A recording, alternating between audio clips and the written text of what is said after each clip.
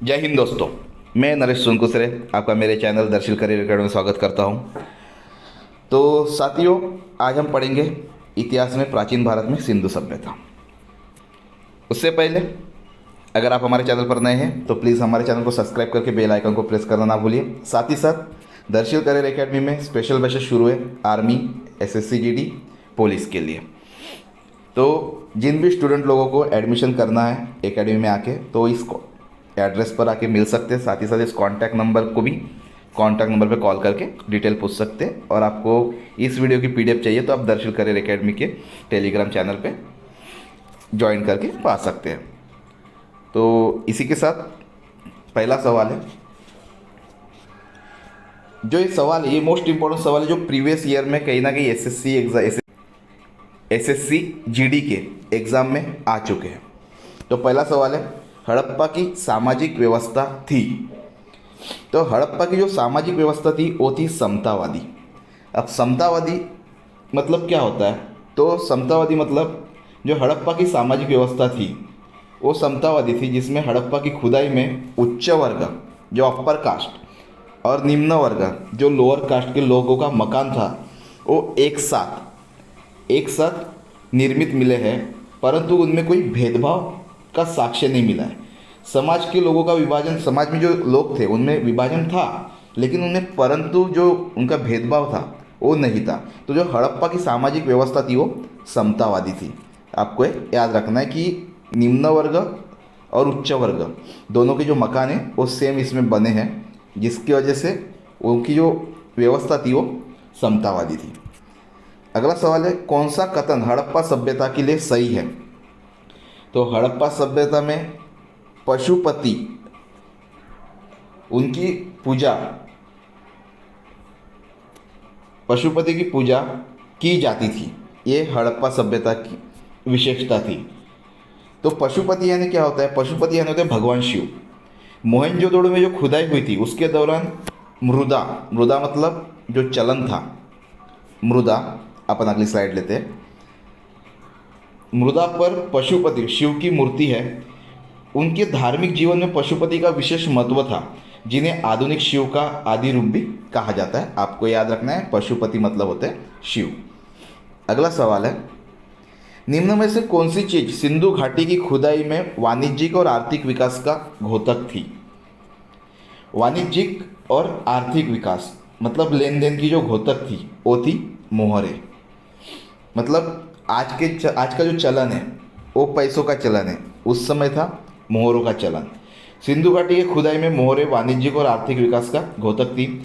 सिंधु से अब तक 2000, आपको याद रखना है, सिंधु से अब तक 2000 मोहरें प्राप्त की जा चुकी है।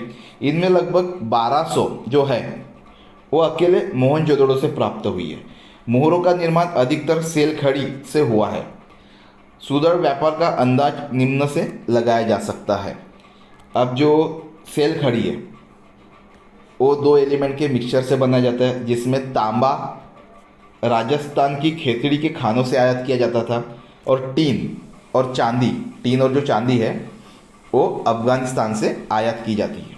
आपको याद रखना है। अगला सवाल है, भारत में सबसे पहले खोजा गया शहर कौन सा था? तो भारत में जो सबसे पहले खोजा गया शहर था वो था हड़प्पा। अभी प्रेजेंट में हड़प्पा कहाँ है? पाकिस्तान में। तो हड़प्पा की खोज सर्वप्रथम विश्व की प्राचीनतम सभ्यताओं में से एक है, जो 1921 में खोजा गया था। किसके द्वारा खोजा गया था? राय बहादुर दयाराम साहनी के द्वारा। जो वर्तमान तक 2000 से ज़्यादा स्थल खोजे जा चुके, अभी जो प्रेजेंट में है जो 2000 से ज़्यादा स्थल खोजे जा चुके, जिनमें से 7 महानगरों की संज्ञा में है। अब ये 7 कौन से हैं? हड़प्पा, मोहनजोदड़ो, चनुदड़ो, धोलावीरा, कालीबंगन, लोथर और बनवाली। जिनमें से जो महत्व का है हड़प्पा और मोहनजोदड़ो। हड़प्पा की खोजकर्ता दयाराम साहनी है, जो रावी नदी के तट पर खोजी गई, और मोहनजोदड़ो की खोज करता है राकलदास जी बैनर्जी, जो सिंधु नदी के तट पर है। हड़प्पा की खोज हुई थी 1921 में और मोहनजोदड़ो की खोज हुई थी 1922 में। आपको इतना याद रखना है। अगला सवाल है, निम्न में से कौन सी हड़प्पा के खुदाई में नहीं पाई गई है? तो हड़प्पा की खुदाई में शिखर रहित मंदिर ये नहीं पाया गया है। अदर जो है व्यवस्थित नालियाँ, किला और जलाशय, ये हड़प्पा की खुदाई में मिला हुआ है। तो मैं आपको बताऊँ इसके बारे में थोड़ा सा डिटेल।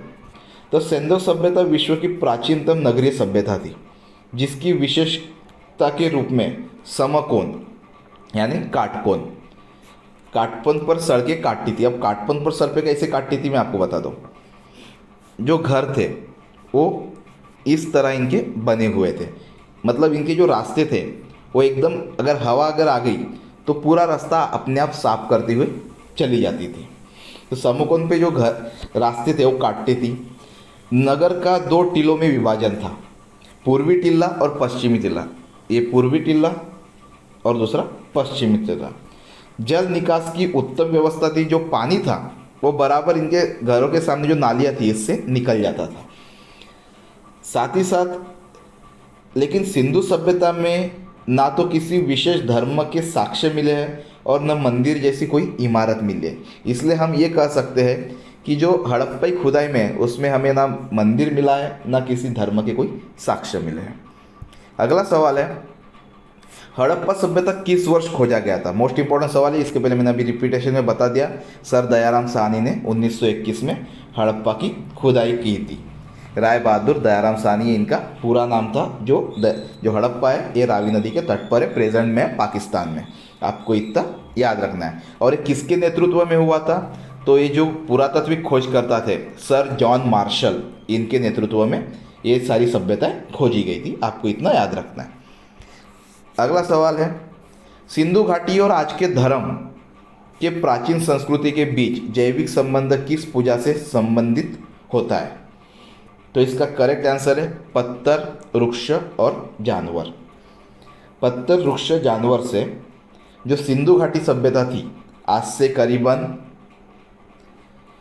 2500 से 1750 ईस्वी सन पूर्व, तो सिंधु घाटी सभ्यता और आज के हिंदू धर्म में जो जैविक संबंध स्थापित किया जाता है वो पत्थर से, वृक्ष से और जानवर से। आप देख लीजिए, वृक्ष की पूजा की जाती है, जानवरों की पूजा की जाती है और साथ ही साथ पत्थरों की भी पूजा की जाती है।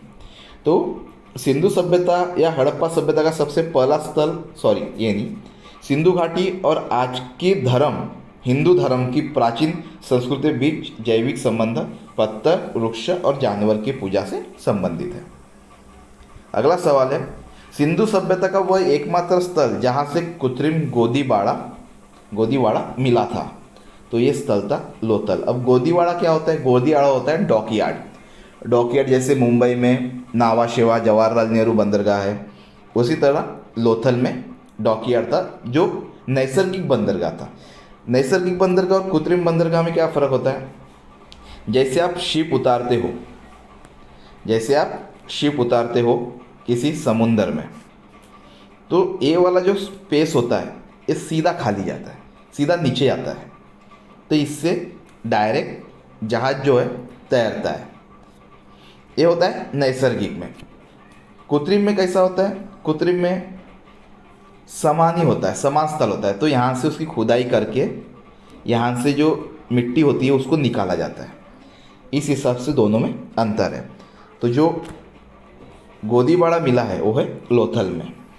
तो जो आधुनिक गुजरात के अहमदाबाद जिले में ये स्थित है। सन 1955 से 1962 ईस्वी सन के मध्य एस.आर. राव के निर्देशन में वहाँ खुदाई की गई थी। आपको इतना याद रखना है। अगला सवाल है, निम्नलिखित पालतू जानवरों में से जो सिंधु सभ्यता का टेराकोटा में अनुपस्थित था वो कौन सा जानवर था? तो ये था गाय। ये आपको याद रखना है। सिंधु सभ्यता के निवासी का संबंध गाय से नहीं था, सुअर से, भेड़ से और भैंसे से था। गाय आर्यों का प्रमुख पशु व आर्थिक जीवन का आधार था। आपको ये याद रखना है। अगला सवाल है, इनमें से कौन सा सिंधु शहर जो बिना गढ़ किला का था? तो इसका करेक्ट आंसर है चनूदड़ो। चनूदड़ो मोहनजोदड़ो के दक्षिण में 130 किलोमीटर दूर स्थित है। इस स्थल की खोज 1934 में 1934 में एम.जी. मजूमदार ने और 1935 में मैक द्वारा उत्खनन करवाया गया था। यहाँ के मकान पक्की ईंटें वक्राकार से बने होते हैं, जिसमें शौचालय, स्नान गृह, आंगन आदि होते हैं। मानिक मोहरा आदि मिलने से ज्ञात होता है कि यह औद्योगिक केंद्र रहा होगा। कौन सा? चनौदड़ो, यहाँ पे मोहरे वगैरह मिले हैं। परंतु यहाँ किलेबंदी के साक्ष्य नहीं होते। जो घर होते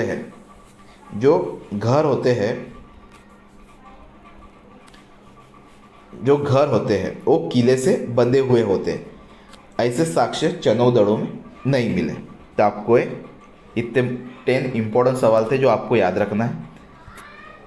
इसी के साथ दोस्तों ये हमारी आखिरी स्लाइड थी। अगर आप हमारे चैनल पर नए हो तो प्लीज़ चैनल को सब्सक्राइब करके ऑल बेल आइकन को प्रेस करना ना भूलें। इसी के साथ वीडियो को एक लाइक कीजिए और इसकी PDF आपको इस टेलीग्राम चैनल पे मिल जाएगी। इसी के साथ मिलते हैं अगले वीडियो में। तब तक के लिए जय हिंद।